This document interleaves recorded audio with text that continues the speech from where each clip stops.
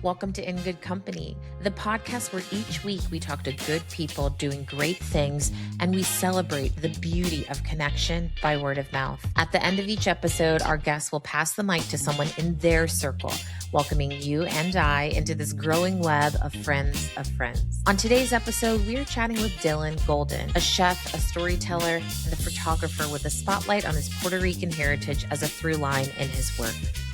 Dylan was passed the mic from his friend, Amanda Gloria Valdez. I'm your host, Davinia Roberts, and if you're here, you're in good company.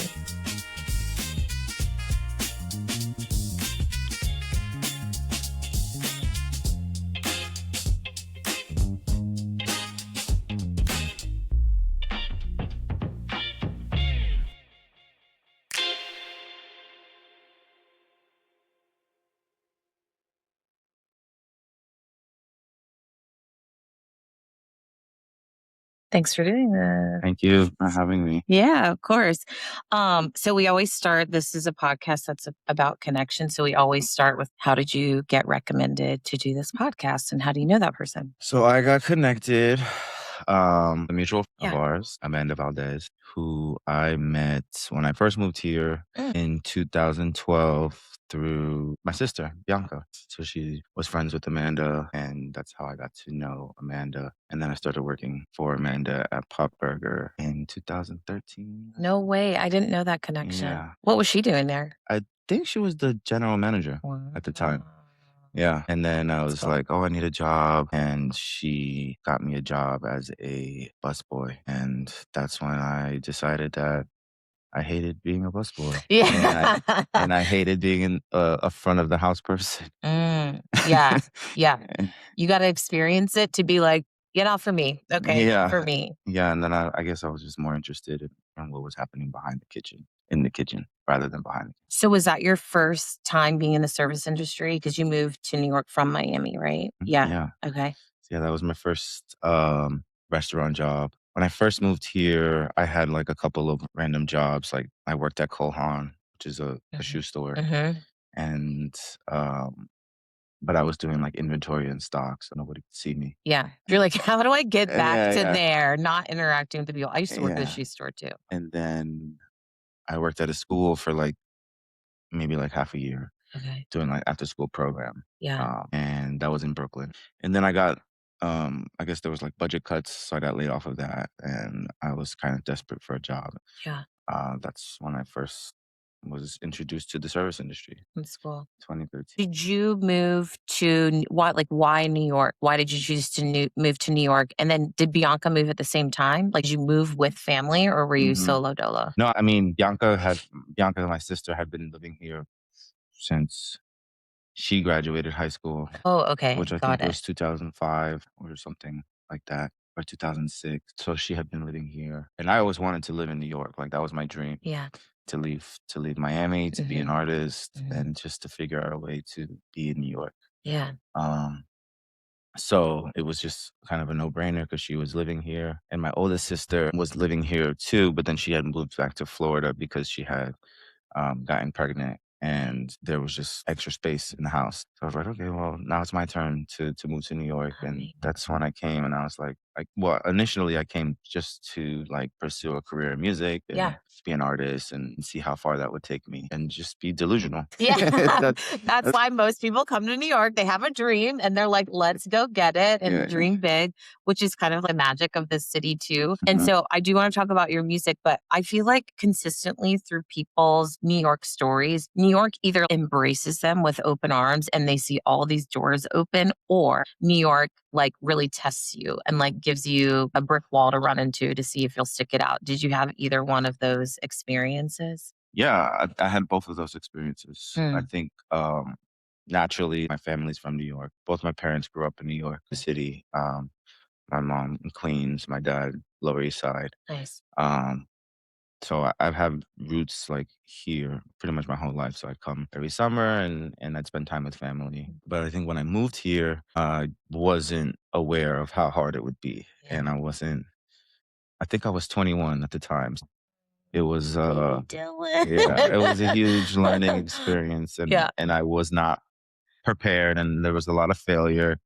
and just a lot of like humbling moments that I had to just deal with. And while I say that, there was a lot of people who embraced me, and especially a lot of native New Yorkers, they really embraced me.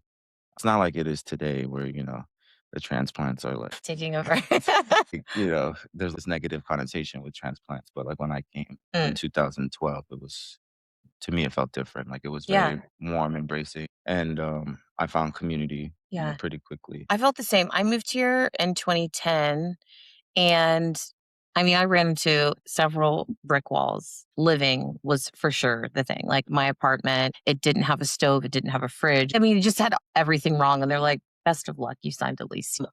But on the same end of it, there were so many great people that wanted to hear why I moved to New York. And they'd be like, oh, let me introduce you to this person, introduce you to this person. So it's cool to hear that Amanda brought you into, we'll give you a shot at the service industry. But like now, you are really like making a name for yourself in the culinary world. And so where did you go from being front of house to now where you are as a chef? Yeah.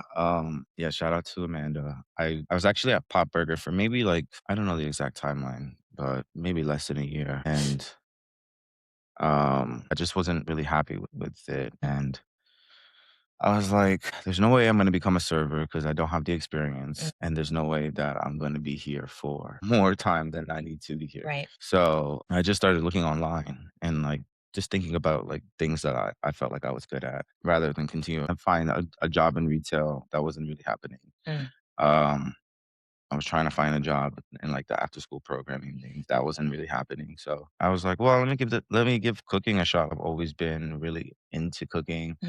I pretty much learned how to cook at like an early age in my teenage years. Remember the first meal you learned how to cook as a teenager? I remember the first thing that I was like, wow, this is delicious. Oh, nice. Okay, what was Yeah. that? So I took a steak and I put it in the oven, and then I think I added some like cheddar cheese to it. and and then I ate it and I was like, oh wow, this is so amazing. Oh, I love But I was like maybe like 16 or 17. But my dad cooked a lot growing up. Okay. And then um maybe like my junior year of high school, he stopped cooking as much. And then my mom wasn't ever a cook. So it was like, if you wanted to eat, or you can either make something or go make friends and have their parents. Exactly. That was so real. There was definitely like families that I was always like, hey, Got any food? after school again, Exactly. So, Oh, that's so cool. I also had an ex-girlfriend, when I was a senior, who, her mom was a really, really good cook, and I would just watch her cook and ask her questions. And I'm a very like visual learner, so I can replicate things, or I like easier just by looking at them and spending time just like observing. And I've always been an observer ever since I was a little kid. Even when we'd go out as a family, I would catch myself just like looking in the kitchens of Oh, restaurants. And interesting. like this is a very young age. Like So it was always there, but yeah. just the curiosity The about curiosity, it. Yeah. exactly. So like, the noise, the chaos, kind of Yeah. the dance and the nuances of like a kitchen. And I Yeah. was always kind of like intrigued by that. So when I was applying for jobs in 2013, just looking for um what I might be interested in, those memories kind of came back to me, and I was like, Nice. oh, I really like food. Let me see what's in the service industry. I found this job that was looking for a line cook. I I think I sent an email or I called and I was like, "Hey, I'm looking for a job." And it was in the West Village, and I went for an interview. It was a nice, beautiful restaurant, white tablecloths, fancy decor, floral arrangements and everything. And I was Beautiful. like, "Oh wow, this is different than Pop Burger." Exactly. You're like, we're changing things a little bit here. And so I was like, told the chef, I was like, she was like, "Oh, so do you have any experience?" And I was like, "No, but I'm a pretty fast learner. Like I'm willing to learn, and I'm willing to like put in the work to get better." And she's like, "Okay, well, we'll let you know." And then I think like a Were day you later, feeling confident that you were going to get it or not? I wasn't like confident that I was gonna get the job because I didn't have any experience. Right. But Yeah. I was like, I was like, if it happens, it happens, and if it doesn't, then like whatever. Find something else. It Yeah, wasn't meant to be. exactly. Um, so they called me back and then like, hey, are you interested in you know being hired? And um, like we would pay you like as if you were just coming out of like culinary school. So like the minimum wage, Mhm. which was like I think $10. And I was like, okay, sure. Like I had nothing at the time, so it was Mhm. just like, okay, I'll take it. Mhm. And this time I was living in a in a house actually with Amanda, my room, Oh, and some other nice. roommates, including my sister. And my room was like literally the only thing that could fit in there was a bed. So I would just walk into my room and I would walk on my bed. Like, everyone else had like a normal room. But like for my budget, Like, this closet is totally fine. yeah, they're like $500 a month or $450 a month or Yeah. something like that. And I was like, yeah, I can afford that. If I do the math, $10, yeah, I can get there. Yeah. So So that's what I real. did. And I took the job and uh, it was really hard I bet. and it was really demanding and it was a whole like crash course. Every day was like, what did I sign up for? And then there was a moment where um like, I guess they were, like, choosing between there was another girl and I who were kind of, like, on this trial run to see, Mm. okay, one of you is gonna leave, one of you is gonna stay. Did you know that from the beginning? That No, but wow. they had told me, like, eventually, one of you guys is gonna leave and one of you guys is gonna stay, and so you guys have to step it up. So I'm like, "Okay, well." I did my best and Yeah. I just did whatever was asked of me. And thankfully, there were older cooks there who were understanding and just really warm. And that was what drew me in. Wasn't the chefs. The chefs were assholes. Mm. It wasn't the CDC. It was the people who were also working on the line, Yeah. who had been there for years, who were just a little bit more warm and Mhm. just like a little bit more understanding. And they're like, "Oh, this is not how you do it. You do it this way." And I'd be like, "Oh, why do I keep getting Like yelled at?" coaching and Yeah, helping yeah, you along the exactly. I'm way. like, "Why do I keep getting yelled at?" It's like, "Oh, because you don't do this, or you need to set your station up on time." I was like, "Okay." So all these things I'm like learning as I go Yes. because have no idea. Like this is my first experience. Yes. And not to mention, and I didn't mention this before, but this is a fine dining Michelin-star restaurant. Okay. So, So no pressure. I'm No like pressure trying at to all. like to me, I don't know what that means. This is like I didn't know what that means. Obviously, as time moved on, like okay, I understand what fine dining is, but I didn't know what the Michelin star was, or like Right. why there was so much pressure, or why Right. everything had to be perfect. But, so, um, as eventually, like I started to pick up on those things and started Mhm. doing much better. But then I got fired because I went on like a little trip for like a couple of days, and I asked for approval and they didn't approve it. And then, but they didn't approve it, and it was like my mom was already going to meet me there, and it was like they just, I think they just wanted to get rid of me. I see. Yeah, so they Yeah. just used that as an excuse. To just Yeah. keep it moving. I have so many questions. So I have never, I mean, I worked in the service industry, but I was a waitress and I would be forgetting everything. But I was very nice. So Hmm. people enjoyed me. I'd be like, I forgot your ketchup again. I'm sorry. I'll be right back. Like that was me. I'd be like, fork. As soon as I saw the person, I'd be like, fork. Yes, you asked me. So it's not the industry for me. So for people that don't know and have never worked in service or in the belly of a restaurant, like what does a line cook do? Like what are the Hmm. jobs that they typically do? Yeah, so typically like the line cook job is so you have your prep team, which is responsible for getting like big prep projects done, whether that's like cleaning lettuce or making stocks or even butchering, stuff Mm. like that. So like, Uh, prepping all the food, dicing, slicing, ye- all the elements that would make yeah, the meal. Okay.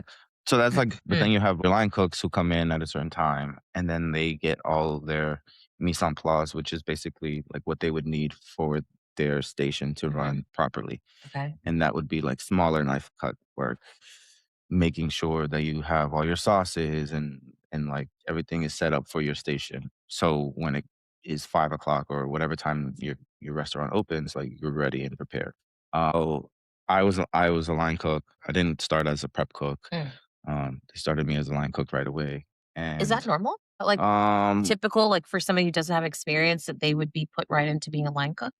no, I look like That's what I'm honestly, saying. it's I'm like, not. wait a minute, that I is had not no clocking for I me. had no experience. Like when I tell you like what happened should have never happened, But it did. So it but was it meant to happened happen. Mm. exactly. So it's like Would I ever hire somebody with absolutely zero experience? Yes, you would. I'm I kidding. don't know. I don't know because They could be you. They could yeah, exactly. But at the time, like you're thinking of like, how do I make it through this next week, this next Yes. month Yeah. without like completely crashing? So they took a huge chance on me. Amazing. And but like that is very uncommon. And obviously they saw something in me that I didn't see in myself. Yeah. But that was like a huge chance that they took. And like when I think back on it, I was like, wow, that's pretty crazy. And when I think back on like everything that kind of happened throughout my life, these um like it was, I guess it was always meant to like be. Yeah. And I was always meant to be a chef, but I just fought the urge Yeah. tooth and nail for my Yeah. entire career. And I'm Yeah. like, I don't want to be a chef. I don't want to be a chef. I don't want to be a chef. But you're a chef. You have surrendered to your destiny. You Yeah, are a yeah, chef. yeah. Okay, so after that place, were you feeling like, oh, this is for me? And you Mhm. still wanted to cook and you still wanted to be in the restaurant industry? Or were you looking to get back into music, photography, film? Well, those are all things that I had been interested in. Well, obviously, music is something that I had came here for, but Mhm. I knew that there was no way of making money in music unless I was signed. It's not like how it is now, where you could, make Yeah, stream, music. put it on Yeah, something. exactly. Mm, Before, unless you were a signed artist, you were pretty much out of luck when it right. comes to like making money, unless you were also like doing a lot of shows. Hmm. But yeah, I thought about getting back into retail, and then I was like, "Well, let me get this another try." So then I went to another restaurant, and then I think it was just like, okay, and then Was it another high end, yeah, so like restaurant? I had been fired from 2 jobs, and they were both the 2 jobs, the first 2 jobs. After that, I never been fired again. Um, and this was another job, another restaurant in this was in Soho. It was called Mm, Little Prince. And the chef was super talented. mm, Um, and this is kind of where I learned how to cook. amazing. So before at Walton, I was at Walze.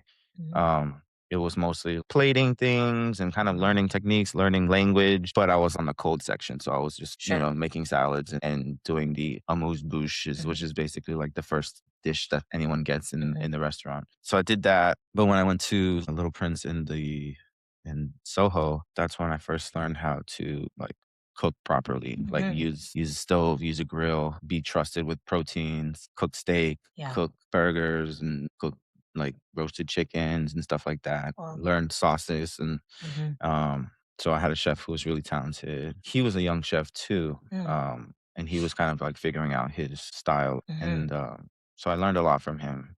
And I learned a lot from the people in that kitchen. And I learned a lot about like desserts and stuff because this was a much smaller kitchen. So did you Um have bigger responsibility because it yeah, was a smaller yeah, kitchen? exactly. So there was less people, but there was more like expectation. And then I had a falling out with one of the sous chefs there, um, because they were really abusing me, and I was like, "No. No, no, no, no, no." Yeah.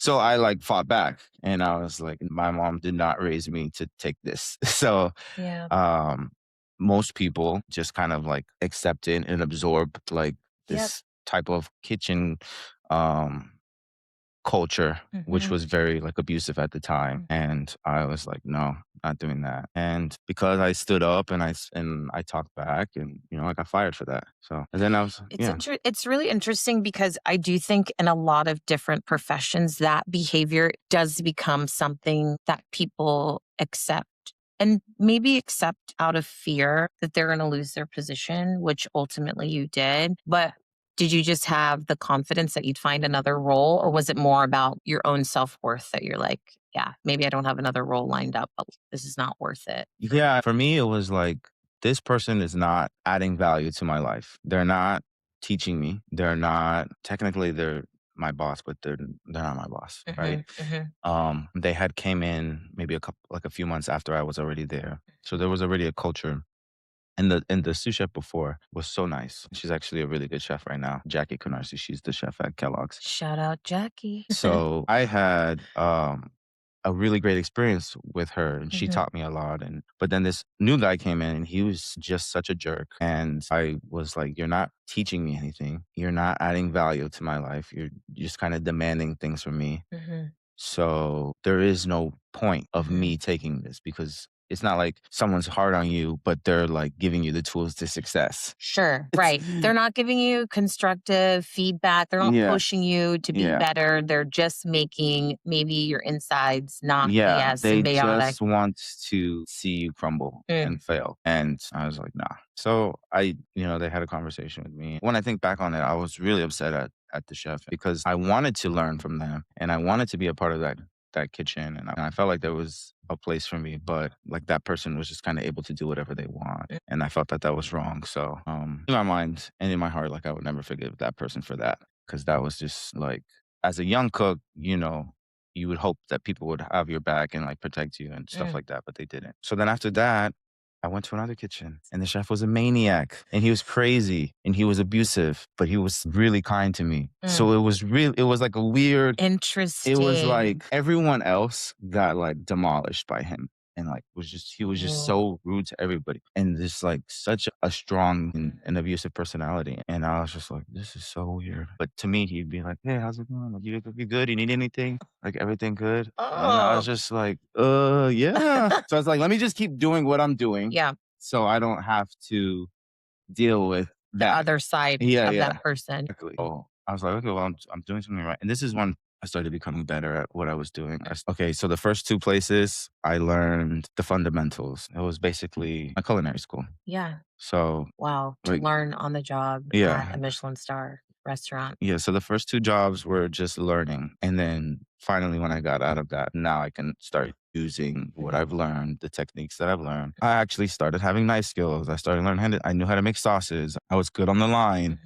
And things started to click. And that's when I started meeting a lot of the chefs that I would later work for. And that was at Upland 2014, I think. And that's when things started to click. It was a really crazy experience, especially just like being in a kitchen where there is so much like craziness happening and so much pressure and verbal abuse and all these like people would like literally crash out like on the line. I can imagine. Yeah, like they would crash out. Like it would be like so dramatic. It would be such like I don't so. know why I'm laughing, but It was such a scene, right? Like there Yeah. was one time where this guy had quit, and he was just like he took his chef's coat off, threw it. He just cursed everyone out. He's just like, reached the top. yeah, yeah. He reached the pinnacle of Yeah, yeah. of just being, And I was like, shout out to him.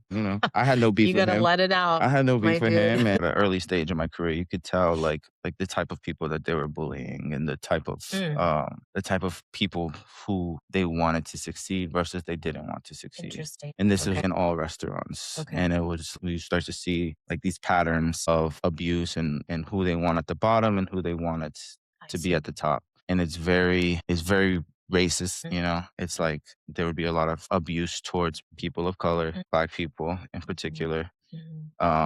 And then there would be kind of like this medium abuse towards Latinos. Obviously, they want Latinos in their kitchen, so they're not gonna treat them a certain way. Because when you think about like immigrants and you think about like, the kitchens, like there's a lot of Latin Americans and Yes. Central Americans in the kitchen. So they'll push down just enough, but not enough to have you leave. Yeah. But then, for example, like if you were a white person, sometimes you would get destroyed more than anyone because they know that you're not going to do anything. They know that that you won't talk back, or they know. So it was There really really is, like, psychological, and it was pretty wild because they know that they could get away with that, and you would still come back because this is your dream and this is Your what you want to dream, do. it's the caliber of the restaurant. And I would imagine that that chefs of specific restaurants, they all are in company with each other. And so if you're working at a specific one, then your reputation might precede you or not. Exactly. So it's a really delicate balance on how you enter and how you exit. For sure. Yeah. So it was weird, but learned a lot. And then, I guess that was 12 years of cooking, 13 years of cooking. And Crazy. and now I'm a chef. Okay, with that kind of chaotic environment, I am curious how you get ready to go to work, Mhm. right? What do you do mentally, physically, emotionally, spiritually to be ready to step into an environment that, hey, maybe it's going to be a great day and everyone's going to play their role and it's going to be symbiotic, but maybe people crash out, every day before you're going into a kitchen? Like, how do you prepare? Um, yeah, I think there's definitely now I know it's called self-regulating. Yep. Like, you know, but before, like, my nervous system was a little bit crazy and Mm, it was a little bit chaotic, and I was doing my best to not get yelled at. And I had been already in kitchens where that has happened, and I was hmm. just, I'm not dealing with this Yeah, anymore. So, like, let me try to do my best. Let me try to go above and beyond. Let me try to be the best that I can be. So, number one, I don't get yelled at. And number two, like, I can make some more money because I'm tired of being broke. self-preservation, but also Yeah. like, how do I accelerate like what Yeah, my and a lot had to do with thinking that this was normal and that this was the way that if you wanted to be a chef or if you Mm, wanted to be a cook, like, this is how it was. mm, Um, so thankfully, I have my spiritual and religious practice. You know, mhm. I practice Buddhism and I chant Nam Myoho Renge Kyo every day, and that definitely centers me. And whenever something crazy would be happening at work, I'd be chanting under my breath, just Mm. trying to calm myself down and just like, breathe and all of that. In addition to like the rush that's happening, because it's Yeah, like sure. there's still like It's not like you'd be like, "Guys, I need a minute." Could you imagine? People are crashing out, you're like, "You know what? I just need to, like, get centered really quick." hold on. I mean, I got just I know, but, like, I just need a minute, okay? Like, can you Yeah. imagine? I mean, I would really Yeah, yeah, love for yeah. So, I that. mean, you'd go to the back or you'd go to the walk-in and you'd have Mm, a moment. But you'd also have people who are very understanding. Like, not everyone who's yeah, working in the kitchen is a maniac. Like, sure. there are a lot of people who are there because they love food, who love community, and Mm, and you have a lot of good people, this, like, chaotic sure. world, and you kind of lean on those people, and those people uplift you, and they make you feel seen, they make you feel comfortable, and it's like, hey, I know things are crazy, but I got your back, we're in this together. So if you don't have that, then it becomes very isolating and it becomes very restricting and Mhm. kind of almost suffocating, and you do not want to go to work. And Yeah. I think that's when things become really difficult, and then that's when you have those like crash out moments, Mhm, and you really need people who are just on your side, who know what's happening but who can vouch for you and who mhm, are showing you the way. And I was lucky enough and blessed enough to have people like that, probably because I'm just a very people person. mhm. So Yeah. it's easy to connect. If people are open to it and Hmm. if maybe their nervous system is a little bit regulated too. It's funny to me that some of the narrative that we've seen so often about chins, when I think about food is this thing that's like nourishing your body, and you would imagine it needs to be this like very symbiotic experience in the background, but people are like really the energy that they're putting into making this thing really beautiful and taste really Uh-huh. good. It's just it can be a spectrum of energy that they're putting into it. Hmm. So it's just fascinating to me that that is what goes behind, and then you get this beautiful Yeah. plate. Oh, it's like such a juxtaposition Hmm. of like emotion. Yeah, you go through a lot of emotions, and even now, as a head chef, pressure is different now. Okay, we have to show some love to the folks that make this show possible. Today's episode is brought to you by Studio Bonded, the design studio that builds brands that bond with the senses. If you're into thoughtful design made by talented people who really care, then you're in good company. Check them out at studiobonded.com. We're back. Let's rejoin the conversation with our guests. Okay, let's talk about that. So Can we talk about how Chino Grande even began, like how you got to Chino Grande? yeah, for sure. So I was working at a restaurant in Jersey City during the pandemic, Okay. and I had opened up this restaurant called Ita, Mm, which was an Italian kitchen. We were doing fresh pasta nice. and like Neapolitan style pizza, and I was the chef there. I had opened it at the time um, with my ex brother in law, and I was there for like a year and a half, and then the pandemic was just so overwhelming. Yeah, And it's really hard. I was like, this is the end. This is it. I don't want to continue like Mhm. being in the service industry. And I took a break and I took a year off and I was like, okay, well, I'll just take unemployment like everyone else in this country right Yeah, now and started focusing on photography and video, more the storytelling aspect yeah. of like kind of the projects that I wanted to work on, the projects that I had been previously working on, but like never really had the time to do. So And those projects were really centered around Puerto Rican culture and families and things like well, that at that yeah, time? yes and no. I was figuring out what it is I wanted to do, like photography wise. Like Mhm, I was like, oh, I wanted to become a photographer, and I had a friend, a family friend, who was a producer for some pretty big magazines and mhm. stuff, and she was like, well, start building up your portfolio, and giving me advice on that, and but the video stuff like was definitely centered around social justice Oh, I and see, okay. and like my sister and I were working on a project about our grandmother who came from Puerto Rico in the 1940s. So we had started developing that. Okay, And then so we were doing projects about our Puerto Rican heritage, but it wasn't like what it is right now, I which see. we could talk Okay. about. Yeah, sure. But yeah, so I was just like building up my portfolio Mhm. and just doing as many photo shoots as I can. And I thought I wanted to be like an editorial photographer Mm. because my dad's a photographer. And that's how I kind of got into photography. It was through him. And I've always had like a passion for it. You're really mirroring a lot of your dad's stuff, like the cooking, photography. Yeah. That's nice. So I got a lot of that from him. And then I was just trying to build my creative Mhm. palette and kind of approach it in the same way that I approach cooking. I started doing some jobs and it was doing well. And then I was on set a lot. And then it just got really hard and it got like really dry. So it was like a year of like doing really well. And then boom, it was like nothing. And I was like, okay, well, I need money. Mhm. This is not working out. And then I was applying to like just so many jobs and wasn't getting anything. So I reached out to an old friend who I had met at Upland. Mhm. Um, in 2014, 2015, and he had been the chef of um, Winson West Restaurant Group. They have Winson Restaurant and then Winson Bakery. So he was the chef of that. So I reached out to him. I was still living in Jersey City at the time. I was like, "Hey, I'm looking for a sous chef job. Do you have any opportunities?" And he's like, "Yeah, let me call you back and we'll figure something out." So he had called me back and he's like, "Hey, I don't have anything at my restaurant, but my partner, they just opened up a restaurant in Williamsburg. I think you'd be perfect for it. It's like, Mm, the concept is kind of like Chinese and Latin flavors. And I nice. was like, oh, that sounds cool. So yeah, like put us in contact. So I got in contact with Josh and Erica, who are the owners, and we started having conversations about food and about kind of where they were at. Mhm. And they had been open for like less than a year.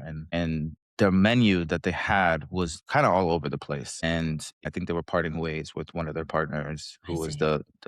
the chef there. So you kind of collided at, like, a perfect transition time, like, transition Yeah. time for you and a transition time for Yeah, them too. exactly. But when I had gotten there, there was a lot of there was a lot, right? So they had originally there was a chef de cuisine who was there for maybe like a few weeks before, and then he left. Then there was another. Then they hired the sous chef to be the chef de cuisine, and then he was there for a few weeks, and then he left. So then I was the only chef left, and they were like, "So we're thinking about giving you the chef de cuisine position. How does that sound?" I was like, "Okay, that sounds cool." Mm, I mean, it's kind of like what I thought I was going to be, anyways. sure. But I didn't realize it would be this fast. Yeah, exactly. You're like, "Hello." I thought there would be like more of a grace period.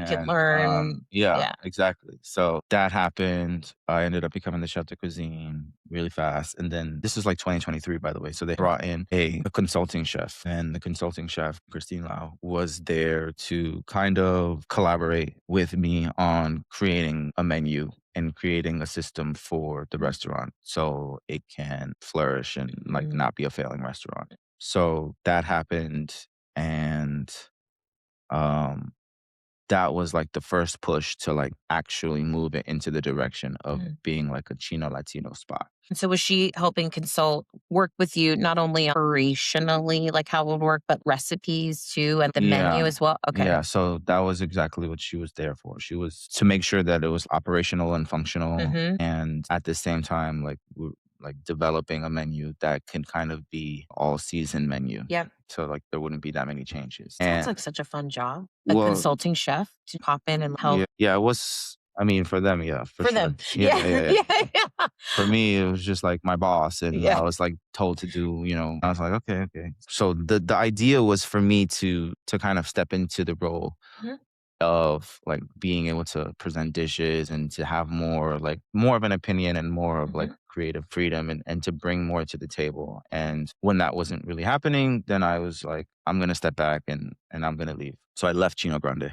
Oh, okay. Yeah, so I didn't realize yeah, this. I left, and it was just aside from that, there was just a lot of pressure, and I was just feeling very overwhelmed, and I was like, "I don't even wanna do this. I just wanna take photos and, like, make videos. This is too much for me." I w at the time, I was having some other disagreements with one of my coworkers who was there, and I was like, "I can't do this. I'm gonna leave." So I stepped away from that, Mhm. and then um, I went to another restaurant for like 9 months. That restaurant closed down. And that's when I kind of had like this light bulb go off because I stepped back from management because I had been in management for Mm. 4 or 5 years. And I was like, this is too much pressure. I'm kind of done with this. So I went back to being a line cook and I hated it. Oh, really? Yeah, I Why? hate because I looked at the way people were managing You knew too much. and I knew too You knew much. too much. Yep. And I In and theory, taking a step back always feels good, but also that takes so much yeah. restraint off of like own knowledge. It's really a hard thing Yeah, to yeah, do. yeah. I knew too much. I was too good Mhm. to not want to fight Right. about everything. It's You're like, like, I see an opportunity yeah, here. Like, yeah. yeah, yeah, yeah. I wouldn't say like I was very argumentative, but I was very like, this is BS, like trying to rally up the line cooks. We need to revolt. This is crazy. I wasn't argumentative, but I was planning an exit strategy for all of us. Like, this is unacceptable. Yeah, exactly. So I bet they loved that. I bet the team loved that for sure. yeah, yeah, yeah. They did because it's like when they needed advice or when they needed help with like you make this, they wouldn't go to chefs or preppers. They would just Mhm. come to me, Right. Tells you and I'd be like, something. "You leave me alone, go out." So, but they had closed down for just like you know bad business practices, and I won't even Mhm. mention the name of that place. I was like on unemployment for like a month, and I was like, okay, well, I can do this. I started working on this photo project about Mm. Puerto Ricans in New Yes. York. This is where I was like, oh, I have time. I can do this. And then I worked on it in the beginning of the year, January last year, and I was like, oh, I can make this happen, even if I'm on unemployment. Like if I make $500 a month, Mhm. but I was just like, I can make it happen, and I'll make it work. Like I'll sacrifice a lot, but I can make it work. And then in March, I got a phone call about possibly coming back to Chino Grande. And I was like, these are my conditions. Yeah. Good for you. These are my conditions. Good for you. If you want to make this work, this is what I'm asking for. This is what I need. And if you want me to come back, we need to be on the same page and I need to have the control and the freedom to create the menu that I want to make. Yeah. Does that come easy to you advocating? I mean, you've said in the past just saying what it is that you need, but creating conditions and putting it out there to somebody who's offering you a role, does that come Um, easy or was that nerve wracking? no, it takes time. It just takes time. I had been through so much and I had Yeah. failed so many times in restaurants or what I thought was failure. I felt like after being a line cook and after experiencing all those kind of like hardships and experiencing what it was to be at the bottom again, Mm-hmm. I was like, okay, well, this is what I'm not going to do. And this is how I'm not going to manage. And this is how I'm not going to treat people. Yes. Then I had like a clear understanding of what it is that I could provide and what it is that I actually could bring to the table. And I was Mm-hmm. like, look, I have like these concepts. I have this community that's behind me because Mm-hmm. of the photography stuff. And I really think that if we go this angle with the food, this could really pop off. Amazing. And It's a muscle. You yeah. have to exercise that muscle, I think, of saying what it is that you need and being okay with somebody either saying yes or no. I love hearing that. You Yeah. just literally put it on the table. You're like, here's Yeah. what we And can do. it was hard, Hmm. It was a lot of when I first got back, the restaurant was, struggling. to get people in. I think because like for the last 9 months, they had somebody in there who was just didn't really care, Mm, and you can tell through the food, and you could mhm. tell just through the overall like the culture and how people kind of responding. So I had to like kind of rally the troops up again, and I was like, Mhm. hey, like this is the new direction. It's gonna be hard. It's gonna be challenging, but this is what we need to Did do. you have a pretty seasoned team, or did you have to bring in new folks to round out the So team? I had original team that I had left. Oh, okay. But when I had came back, it was a completely different attitude that they had, right? When I left, they were like positive, things were good. And then I came back and then it was like having to kind of recalibrate the way that they were working, the way that they kind They've of been through some things yeah, too, the way yeah. that they kind of responded to authority and all of Mhm, that stuff. So it mhm. was reintroducing myself and letting them know that I'm on their side. I want them to win and I want this whole place to kind of turn around Mhm. and where it was to where it could potentially be. It's gonna take a lot of work and it's gonna take a lot of sacrifice. But I know that if you guys give me the opportunity to make this the way that I want to make this, this Mhm. will happen. Yeah. And voila. And here we are. I know anyone that mentions Chino Grande, they have a favorite item on the menu. And so I'm curious what your favorite item on the menu is. Well, I'm I love the ceviche on the menu. Like, I Mhm. could eat that any day. I love, the flan. That's Pops. my grandfather's recipe. Anytime I eat that, I'm reminded of my family, and I'm reminded of him, his legacy. And I think I was watching a video of yours or something, but it's like his recipe through and through, like no edits. Yeah, That's yeah, really yeah. So so honoring and really yeah. special. I could do multiple desserts, but then that's like so much work. Let's have something that I really believe in. And I think that video changed the identity and changed like Mm. where the direction of the way things were moving. And it was like a clear indication of like what people wanted versus what we were giving them and Yes. what we were providing. And it was Yeah. like, okay, well, we are in South Williamsburg, historically known as Los Sures, which is Mhm. a predominantly Puerto Rican neighborhood. And a lot of those Puerto Rican families have been forced out, forced to leave. A lot of this was kind of discovered and talked about in the photo project that I'm working on with my sister called Our Spirit Is Not for Sale. So a lot of these conversations I was having with like people in the community, and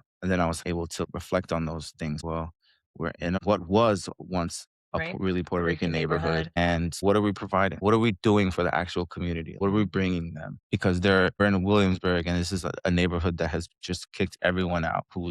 Who grew up there, who was raised there, who spent their whole life there. And the way that like gentrification has kind of ruined this neighborhood and forced people out, and now they're really and the people who are there, they're left with nothing. So knowing that, there was like a bigger responsibility to create something that was more for the neighborhood and not just for like Mhm. the clientele that we had originally had, right? It was like, how can we keep the foodie people, but how can we really also serve like the community? It's like a nice Venn diagram. Yeah, It's like current, past, and like Chino Grande can kind of sit in the middle and serve both. exactly. Mm, Exactly. So yeah. with the food being more like Chino Rican focus, Mhm. that is bringing like a whole new clientele and people are coming and be like, oh, like I'm so happy, like I've been in this neighborhood for my whole life and like finally we have a spot that we can come to. This is the food that reminds us of home and stuff. And I was like, wow, that's like amazing, it's beautiful. And for a long time, like, when you're growing up in kitchens and you don't even believe that your food can get to that place. Mm, You don't believe that your food is worthy of a spot that's, that's not a takeout spot. That's like, mhm. if the meal is more than $15. No, like we can have a spot that's for the neighborhood, that's for the community, but that also feels like a place that you would go to celebrate your birthday, a place that you would go to celebrate like a milestone in your life. Food that's familiar, but with also food that is different. Elevated, and And you're yeah, experiencing something new. And yeah, doesn't Chino Grande have karaoke? we do. Yeah, we Yeah. have karaoke. Yeah. What's your go-to karaoke song? My go-to karaoke song, I have a few. So I really love this one song, John Redcorn by Sir. I don't know it. Can you sing a few bars? It's a little sad song. No, no, no. But I like to sing that song. That's what lately like I, I try to find more uplifting songs. But it just really depends on the mood. So it's like Okay. it depends. Like if I want to rap, then I'll probably rap some Lil Wayne or J. Cole stuff. Or Mm. or some Jay-Z. If I wanna sing, then I'll get into, like, my little R&B, like Mhm. Usher Your or R&B Sir. feels, yeah. Yeah, or if I wanna do something fun, like, my go-to song is "Send Me On My Way." I Mm, think it's, like, the theme song from, like, mhm. Matilda. Love that. Yeah, and I love that song, and it's, like, so different, and it's, Yeah. like, totally it's, like, not R&B, it's not Mhm. rap, it is, like, Mm. super different, Yeah. and I love that song because it just reminds me of, like, growing up. Yes. I love karaoke. I've got 2 songs that are my go-to. One is Lisa Loeb, "Stay." Do you know that song? "You say I only feel what I want to." No. It's an old song. It's from the '90s. I love it so much. That one. And then, you know the band Arrested Development? Think so. Mr. Wendell. It's really not I mean, it just makes me feel like I can rap because there's, like, a Mhm. very fast part in it, but it's not really a song that you wanna sing to uplift the crowd 'cause it's about, like, homelessness, you know? But, like, it's like, "Here, have $1. In fact, no, brother man, here, have 2." Like, I love it because I remember looking at the line notes and trying to memorize, like, every single word, you know what I'm saying? Yeah, So, anyway, I think karaoke and food is just that's, like, such a yeah. perfect mashup. I feel like it definitely has its place, and I think, Yeah. obviously, there are times where I'm like, "This is crazy annoying," and, like, Being there at will back be of house and you're hearing yeah, yeah, yeah, someone yeah, that's, singing, like like, you're like, totally off key, the worst "Which" song ever. It's Yeah. just, like, it's challenging to deal with. Yeah. It's like, "Okay, well, this is what I signed up for." Oh, And then you'll have your nights where karaoke is so fun, right? And yes. Playing the hits you or have, playing like, sing-along really music. great people who are coming to sing, Right. and it's just a fun vibe, and, Yeah. it feels like very community, and, you'll have those nights where, like, last couple weeks ago, like, my nephew came and Oh, he sang a song, so it was cute. so nice to see, and, like, I took a video of him, and, like, those are the type of moments that I love. So, like, there are so many times where, like, karaoke is just, like it's needed, especially, like, after a long shift and you wanna sing something, just kinda get things off your chest, and, Yeah. um, you do it, right? And it's Yeah. like, I think So we do fun. have, like, a really, really cool environment to sing and to express yourself, and Mhm. I think that is a really special way to, like, celebrate having a really good meal and then Yeah. also just celebrating with your friends. Singing with strangers also, because Yeah. some people can't help themselves when you hear a song that you know, they're, like, singing along Oh, too, yeah, yeah, yeah, for you know? sure. That definitely happens. So, I know that, like, family is super important to you, Puerto Rican culture is really important to you. You mentioned your nephew singing and that you've worked with your sister Bianca. I'd love to talk about, like, that project that you were working on with Bianca. So I actually worked with both of my sisters this Oh, past year. nice. My sister Shaina and we had produced a film together. She directed and I produced and shot it.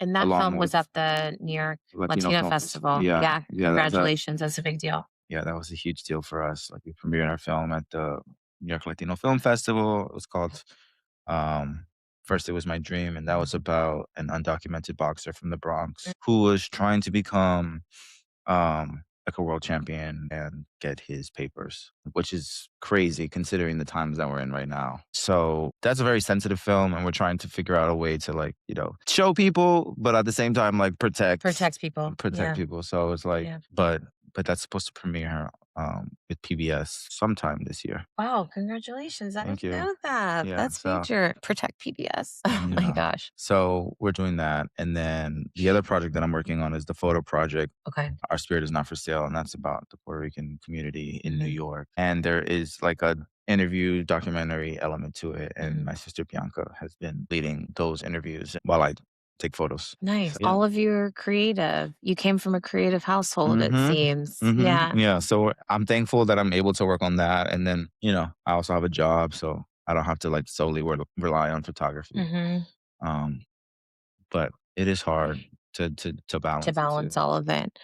How did you come up with the name Our Spirit Is Not for Sale? Well, I wanted to work on a photo project for years, and as the son of a photographer who mostly shot like documentary and like street style portraits, Mhm, I was very influenced by my dad's work, and I wanted to do something that was different from what I had been shooting because I had been trying to shoot like editorial and mhm. just doing a lot of like model stuff, and I was Yeah. like, "Cool," and that's it. I'd shoot film, and then I'd get the photos back, I'd be like, "Oh, Mhm. this looks cool," but it meant nothing, and it didn't mean anything to me, it didn't make me feel anything other Mm. than, like, "Cool." Nice composition. Yeah, and I was like, "Cool, I could do that." Mhm. Matter. And then I had just been inspired and Bad Bunny had just released this album.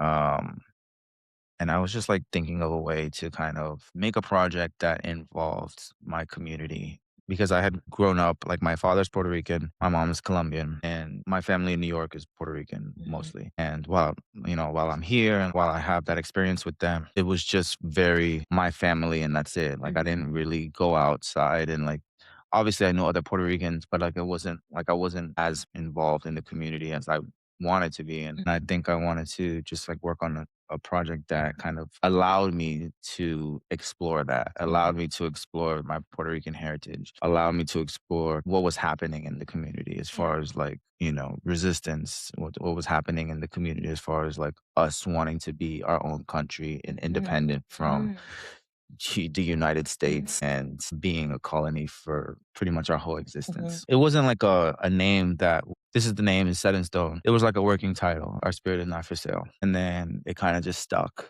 And like I kind of like this. After that, I put out a video and I was like, inviting the community to be photographed. And this is what I want to work on. I'm working on a book and I'd love to hear the stories of our people. And I'd love to hear the stories of New Yorkers who have been here for years and years and years and who haven't had like an opportunity to tell their side of the story. And this was all like inspired through having conversations with my grandparents and my own family. And then I put out this video. This is the first video that went viral for me. And I was like, oh my gosh, because as an artist, as like a music artist, like I had been trying to get viral for my entire life. Or have like a moment that was like, just, where things kind of take off. And it wasn't until like that video went out where I was really like, oh wow, there's a whole entire community that wants to say something. Yeah, that wants this.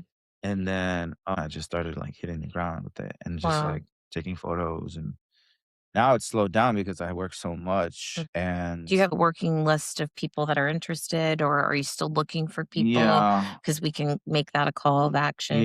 I photographed maybe like 40 or 50 people last year. That was the first part of the project. And now I want to focus more on like these subcultures, more of the Afro Puerto Rican diaspora, the Afro Puerto Rican culture in New York. And those are the things that I'm interested in right now. And subcultures, whether they be more political focused, youth organization, because I spent a lot of the first year of the project just focusing on elders and focusing on people in the community in New York. So now like trying to get more into like the documentary side of the project. So I've been doing so.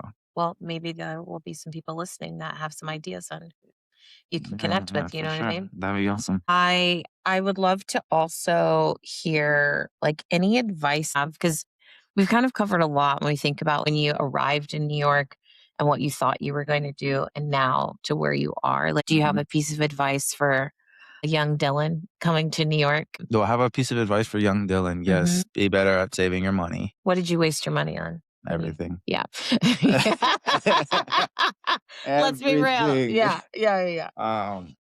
And yeah, just taking your time with projects and not being so all over the place. I think early on in my career, I was pulled in so many directions because I was so good at so many things. But like the one thing that I really struggled with was like focus and like honing in on a particular craft or a particular project and just jumping around too often. And when I think back on it, like, obviously things could have progressed faster, like, but like that wasn't in the cards and that wasn't meant to be. But like if I think back on it, or if I think about like moving forward, like how I want to kind of move it and how I want to operate is like grounded and taking my time with these projects. And obviously, like I love music and I want to get back into music, but like right now my focus is the restaurant and finishing this book. Um, those are the two things that I'm like, I don't have that much time to work on the book, but like when I do, like I'm gonna Hyper focused photograph, on it. yeah. So, or I'm gonna like right now, like I'm gonna go get a couple of photos printed just so I can start sequencing things. Try to see if I can find like a board that I can start putting things on the wall. Love it. So So you can actually visually yeah, see what it could look like. what it could look like, Yeah. what I need, and what I want to kind of move the story forward. So I think just focusing, and then also like if you like to any young cook out there, continue to practice your craft, but do not make that your whole entire identity. Do not. Because, there's more to life than just cooking.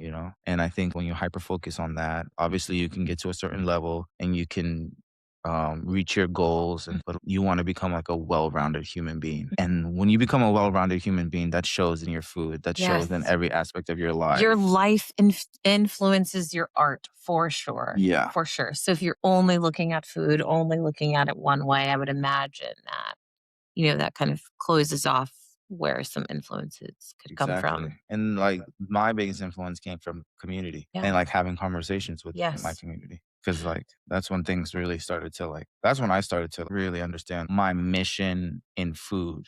Because before it was very unclear and it was I cooked and I cooked well, but I wasn't so clear on what my mission was. It takes time. Listening to your story, it feels like you had to go through the non-linear path in order for you to get to.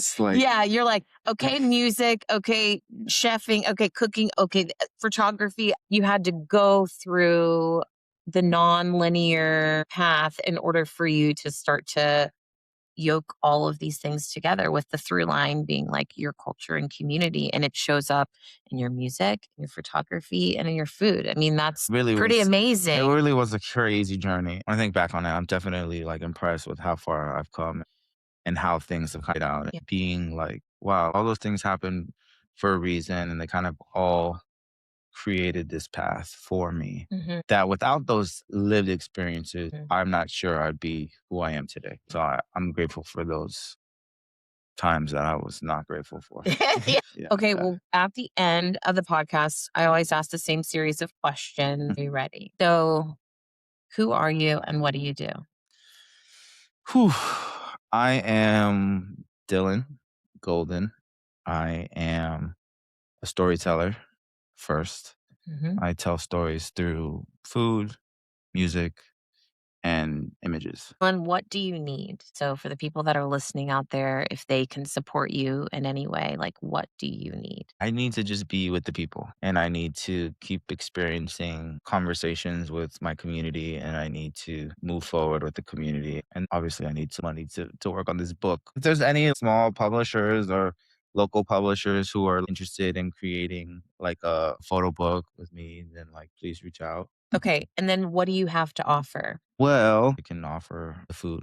But I think the next stage is mentorship. Exactly. The next group of young cooks who are not necessarily just hyper focused on food, but have different things in their life that they want to accomplish. I feel like I would be a perfect mentor for them, or somebody who wants to take an alternative route to becoming a chef or something like that. Okay, you heard it. That's so good. Thanks, Dylan. Yeah, I love it. Thank you. I appreciate it. Thank you so much. Thank you for joining us for this week's episode of In Good Company, a podcast where we celebrate the beauty of connection and the magic of word of mouth. In Good Company is brought to life by my pod squad. That's Danielle Dweck, copy and creative consultant, Fukiko Machado, financial operations, Alex Perez, design lead from Studio Bonded, Kyle Murdoch, mix and sound design, and me, the creator and host, Davinia Roberts. The views shared by our guests are their own and are offered as inspiration and information only. To stay connected, follow and subscribe wherever you listen to podcasts, and maybe share this episode with someone you love. It helps more good people find us. For full episodes and behind-the-scenes moments, find us on YouTube and Instagram at ingoodcompany.thepod or visit ingoodcompanythepod.com. Until next time, stay curious, stay connected, and remember, if you're here, you're in good company.